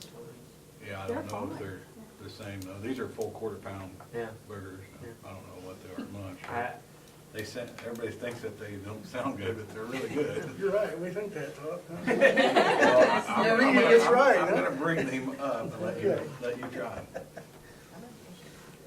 They are good, people, I mean. Well, I if don't you- mind if the you get a whole hamburger barbecue from- grill issue as long as we have something in there. Because if you take that element out of those concession Yeah. stands, those organizations aren't making anything. right, right. And Brad had a good suggestion with a pellet grill. Yeah. Where all you have to do is feed pellets in it. There's no explosives or no, Yeah, it's. And I think that's something we need to look it Sometimes can it be is, stored inside, you don't have to worry about the storage But- issue. But they can still plug up and flame. yeah, The Well, trailers sure, do. anything that's Yeah. on fire They can do that, still but you gotta be flame. pretty intentional. they sometimes don't cook quite as fast either, I mean, but, Yeah, they're a little at. slow. So in the past, a guy just brought his own grill and cooked hamburgers. yeah. So this is the first time we've had to do it we have on many firsts this year, Yeah, but Well, This did a big great one, job though. when he cooked. Yeah, he did. It was a lot less of a headache, I mean, when he cooked them. I know my previous school, we just had a big old, it was really more of a smoker than it was a grill, and we just had to really crank that lid up, and all we had was charcoal. You know, they Just kept just, feeding it fuel to. well, It's fired up shoot, once we and could, last all night, you know? yeah, cook for quite a while. Grill whole. Or we The- keep the somebody whole- from putting the lighter on there and blowing themselves up. I mean, You know, we everything had outside. we had several days where we, you know, throughout the year, I want to say about 4, 5, maybe 6 times, we grilled, the other principal and I, we would grill hamburgers for the entire school, because we'd have cookout days. So, I just know our next home game is the 25th. and never ever had an issue. We got, to me, figure out something by that point, so we can provide hamburgers for people. But that was, you know, the FFA group or the welding class built that smoker, so that's, And I was told that supposedly Chapman and us both have a big smoker like that, but no one, it's not like that. Okay. Yeah. okay. Well, for the 25th, is that right? That's our next home I'll game. bet we could get a couple people to cook, and these girls will, I mean, the When first I time think- out of the chute. Did they we had run out of Wade- hamburgers Wade- last time? Wade Walker and Ken Avery cooked, and they cooked just fine, so. We, that's a junior class, and we also have a tailgate that evening as well. So, I don't know what her menu plan is at this point. At concessions or tailgate? Both. I don't know. Who is the junior class doing tailgate too? Mhm.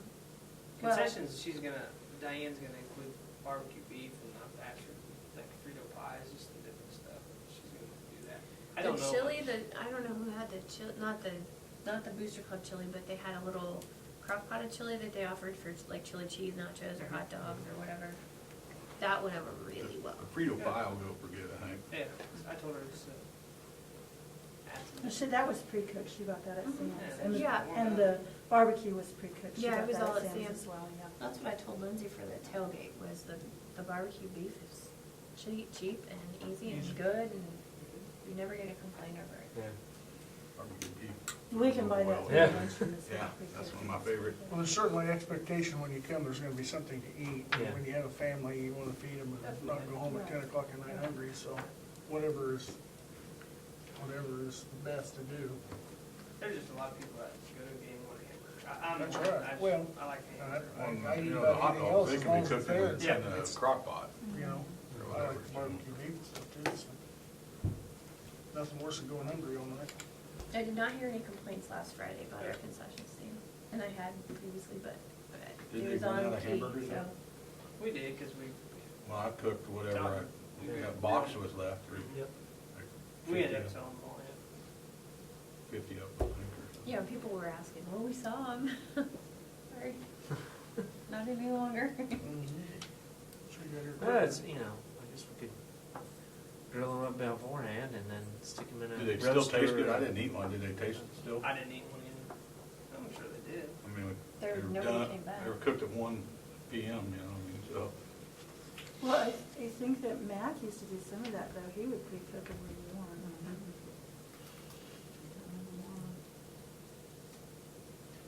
Okay, you guys will take care of that, I'm sure. Facilities update. Mr. Boulder? Well, do you have, did you get this packet that John's kind of put together? Okay. I just, should kind of tell you where we're at maintenance-wise. No? Yes? No? You got it in previous months. When did we get it? This one? I mean, is that the pre, is that the From last previous Well, one? this is from last month. Oh. Maybe a new one? Okay. Well, I thought it was in mine. I have another copy here. I thought I had 2 copies. Just Yeah, highlight it. I can, Just highlight it. okay, I can kind of pass this around, but, you know, we're just moving through things. We've got more things done, maintenance-wise. The Kansas Fire Marshal kind of report in here with issues to correct. We've talked about how we're going to correct those. Some things, there's a couple things. One thing that I'm not really interested in satisfying the fire marshal on, and there are some, apparently there's some laws, at least according to the fire marshal, that have been instituted by Homeland Security that conflict, I guess, with fire marshal, or The fire. word's unlocked probably. Yeah. And so, there's a little gadget that we were told by, well, Homeland Security or, in some other districts that basically wraps around here with a rubber band, just kind of holds that so the door can close. and you easily open it, but have the door locked, okay?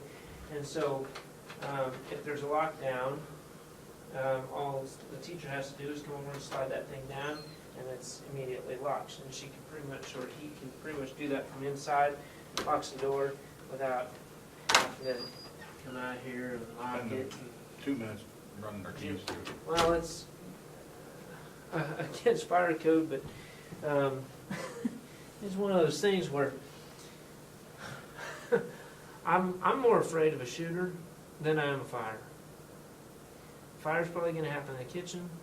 Technology lab is going to be fairly limited usually, and I can usually get kids out because I know where the fire is, but I don't know where that shooter's going to go. And so, I guess that's my theory. What's the reasoning why it's against fire code? That. Now, I've been through fire inspections, I know that there's not always reasoning, so. Honestly, did I he don't give any remember. reasoning? He did, but I don't remember. I mean, there were several things that he noted on here that I thought should have been taken care of a long time ago. Little things like extension cords that should have been turned into power strips and or surge protectors. We had them everywhere, and I wasn't even, paid that much attention to the extension cords. And so, some of those we were able to fix immediately. And I had some issues with, where certain things were stored in hallways. They store the ping pong tables down there in that exit way, not supposed to be and there. you can't do that because that's blocking That's up huge. the path. Yeah, I know. And so, those are things that we have to fix and comply with. The door stops, you're not supposed to have door stops where you leave your door open for a while. Now, if you only use it for a few minutes, it's kind of one of those things. Or take the door off. I know, it just, little things, but, the door needs to be able to be shut so that if there is a fire, it kind of contains some of the fumes and that thing. But again, I don't know. I don't hear of a lot of schools burning down. I hear about more shooters going through schools than I do fires.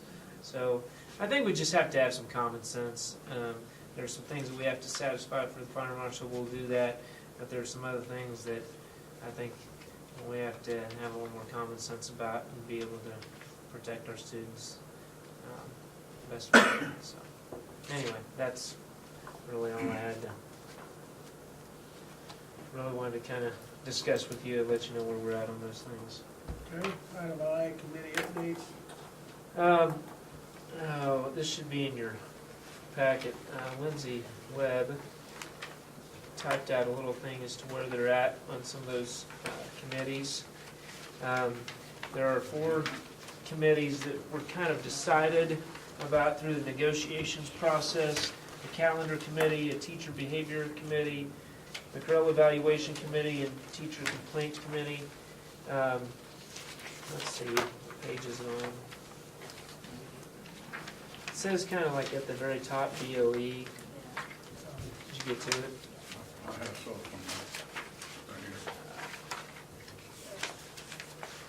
I think it was in the blue section. It's in the blue section. here. I got one the first time. But I don't see mine. Anyway, the calendar committee obviously is to explore our calendar and look at we'll use that. look at how they can kind of have an option to vote on more than anything to develop 2 calendars. I'm used to that. I've worked with that calendar committee a little bit, telling them some things that I want to change, especially in terms of parent-teacher conferences and when they're scheduled, and to not have games and other events on that night, because I think that those need to be reserved and protected. For the most part, you guys pick the start and end dates, and then we figure out what goes in the middle and how we're gonna meet those number of days. So they're trying to kind of put something together.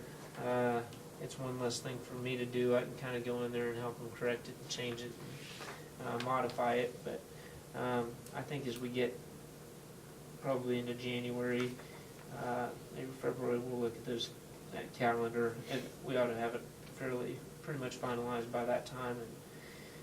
And the teacher behavior committee, they just kind of they're trying to come up with a form so that if a teacher's out of line, there's some kind of a form and documentation that where the teacher gets a copy for why they're being written up and whatever. So they're just trying to develop that form. They've given me something and asked me to comment a little bit on it and how it looks to me. There's a few things that we need to change, but other than that, the McGrail Evaluation Committee, really it's kind of pointless because we're now done with McGrail Evaluation training. That was really more of they wanted the training, they wanted a different evaluation system, or anyway. So that one's pretty much done. A teacher complaint, basically, if somebody has a complaint about a teacher, how we're going to respond to those types of issues.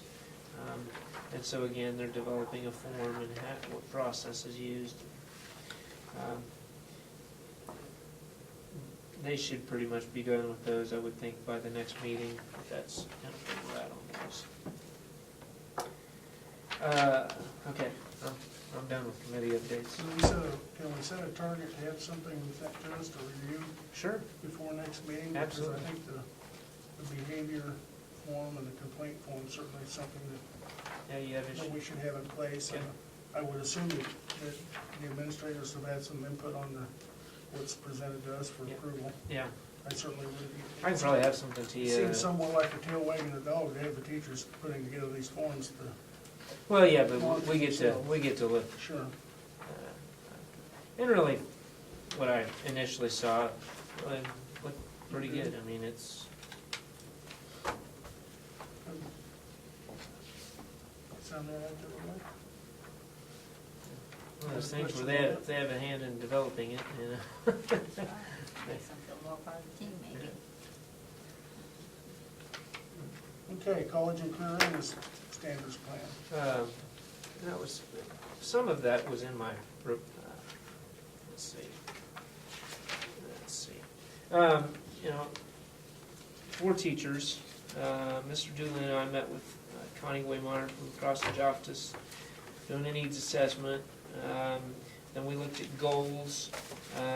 We prioritized our goals, what we need to accomplish, and I thought it was a very productive meeting. Mr. Dooley could probably comment. I thought we had a lot of buy-in from our committee and just kind of an urgency to get us caught up. They just feel really behind. I feel like we're way behind. And with next year being the first test year, we want to make sure that we're doing some things. We talked about things like formative assessments, and where we need to.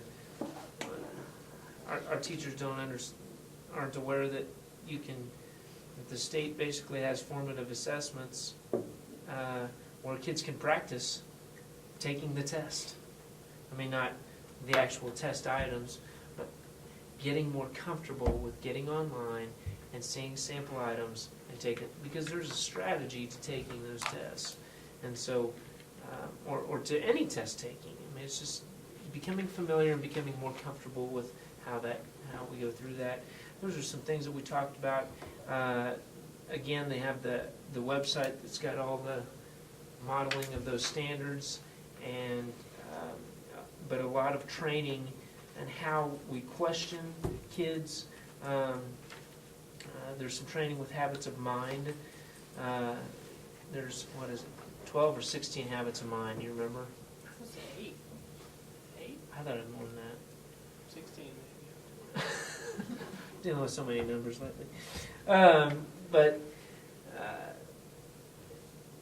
where we want to focus with our kids, and I think one of the ones we decided was persistence, and getting kids to be persistent about finishing that task. and not just giving up on something. Because with the standards, there's just more, there's more focus or emphasis on the critical thinking, the problem-solving side of, because a lot of those questions on the test are more driven to where, can you problem solve? Can you read? Can you find the answer? And can you problem solve through those test items? And that's what you want, I think, that's what we want out of our kids anyway when they leave. Can they problem solve? Can they, do they have those life skills to? And so that's a lot of that. If you had, I know that communications toolkit that I sent out, that the state has kind of put together with, oh man, so many resources. Where's mine? What did I do with my folder? There it is. No, Mr. Zerby said he got through part of it, about half of it. I was just, part of this, wanted to kind of see what you thought. I wanted to have some of this maybe ready to go at parent-teacher conferences. And I thought maybe a good way to start out was with myth and fact about Common Core, just have some handouts for people. What do you think that would be? I think it's a great idea. Okay, okay. And then maybe a little write-up about our plan for this year and where we're going. We have outlined what we're going to do on the 18th and how we're going to start to prepare teachers and staff and get their buy-in based upon our needs assessment, our goal setting, and plan to meet those goals. So.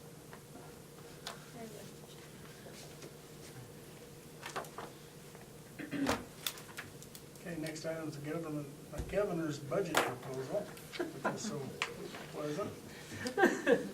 And I don't know if you read kind of where I talked about this. It was kind of a doom and gloom at that superintendent's meeting about if the government or the governor's tax proposal goes through where we totally eliminate the income tax. Well, I didn't know that was where we were going to go just immediately. I can't imagine it would be. And so I called and talked to my mom, who's a legislator. Said, okay, give me the scoop on this a little bit from your side, and that's not the intent. The intent is to gradually get there. And then there are several other states that are not mentioned in here that do have no income tax, like Wyoming and Alaska. Their systems are much, well, they're similar to Texas in that they don't have the income tax, but they don't have the poverty rates and that kind of thing either. So I felt like, sources of revenue, so. When it says nonpartisan in here, I wasn't too sure about that. So I just wanted you to see some of the stuff that I got, and I think we kind of have to. I don't know. I didn't have that information to ask at that time, but I think I'm going to ask, email this lady that put this out and say, okay, well, what about the other states that are doing this and how?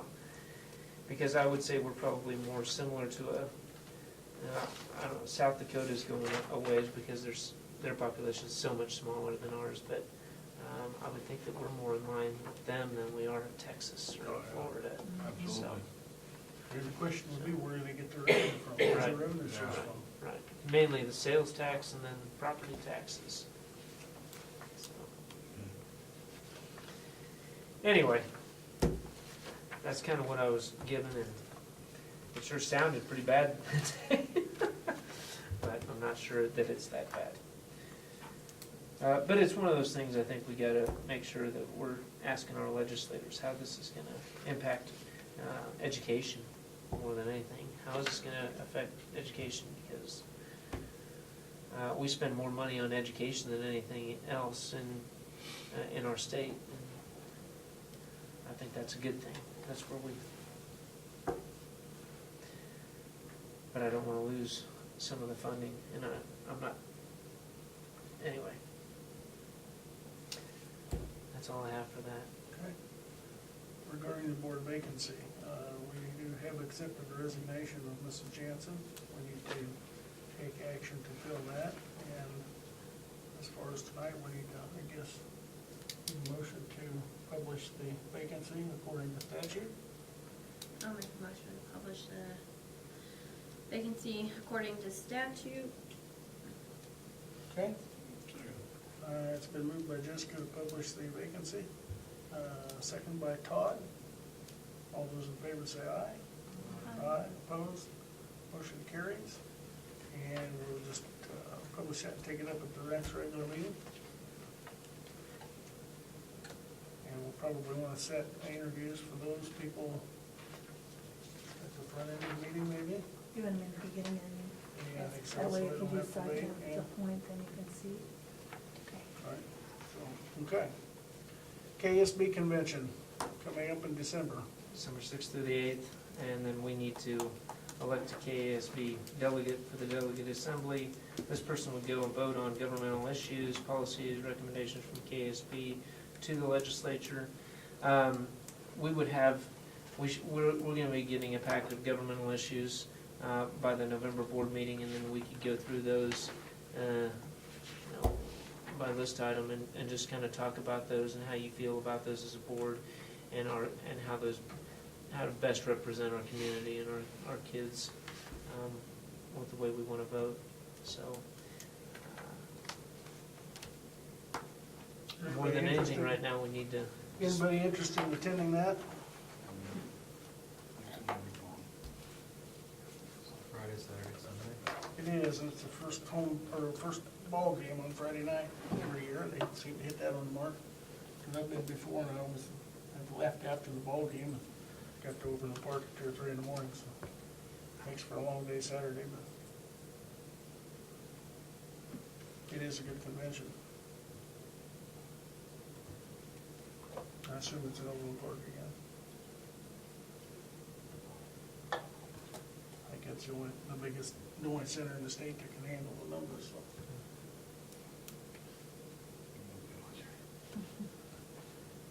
Should we draw straws or? I would probably plan on attending. I'm not gonna miss a ball game, so I'll have to miss Friday, so.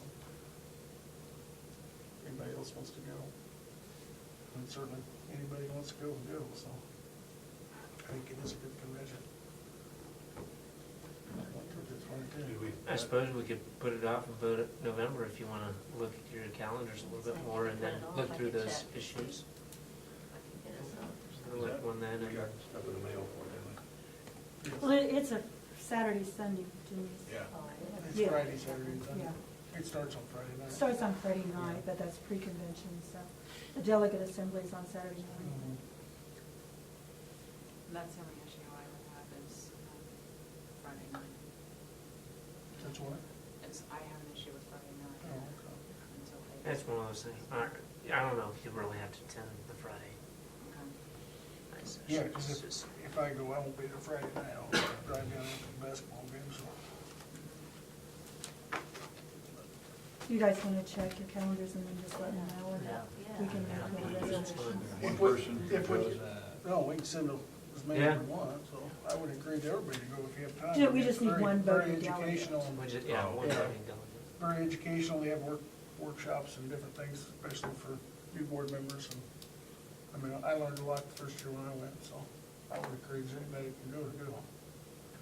We probably should let Dean Ann know if you want to attend within the next week or so she can make reservations and get that taken care of. Waiting until the Rooms last are minute's- difficult to come by, so Waiting the until the sooner last we know, minute's the not a good better. idea, Yeah. so. I will plan on going, so, Yeah. I'll do some checking. and I'll volunteer to be the delegate if nobody else wants to. That's it. I guess that makes our choice, huh? If everybody's good with that. I'll check, I may go with you, To Brad. wait. Okay. I'm gonna try my schedule up, see Yeah. if I can Or rearrange. we can elect To the- wait, Like that You can person elect a is. delegate in November. November. I just have to send in a form that Right. you certified in. But those of you that are interested in going, let me know, so. Yeah. Okay, future agenda topics. Anybody have anything you want on the agenda for the future? discussion? If so, if you let myself and Mr. Boulder know before a week prior to the next meeting. The only other thing we have is an executive session with non-elected personnel. How much time do we need? Oh, I'd say 30 minutes. Okay. It's 9 o'clock now. Keep I would Mr. move- Dooley. I would move we go into executive session for the purposes of non-elected personnel for a period of 30 minutes, starting at 9:01 until 9:31, to include the superintendent and Mr. Dooley. I'll second it. It's been moved and seconded. I won't repeat it. Moved by me and repeated by Jessica. All in favor, say aye. Aye. Opposed? Motion carries.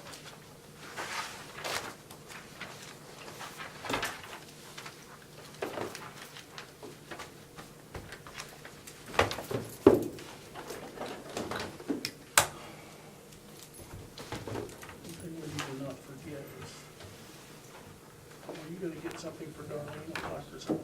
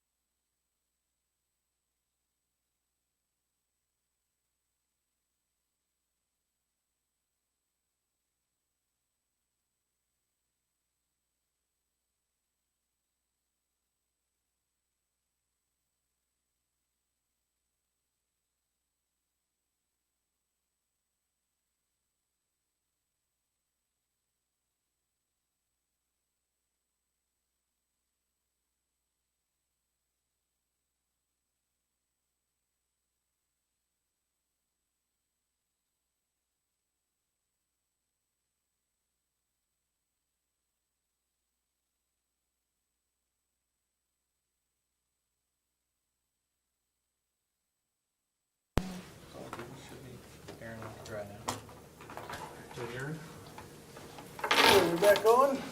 Not yet.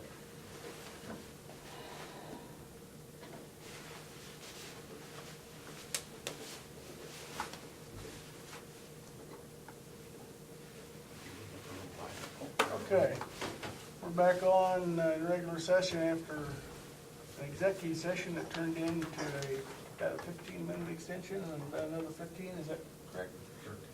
13, somewhere around in there. So it's now 10 o'clock. I entertain a motion to adjourn. I'll motion to adjourn. Been moved by Jessica, and Todd was quick to the punch for a second. To adjourn, all in favor say aye. Aye. Motion carries, meeting is adjourned.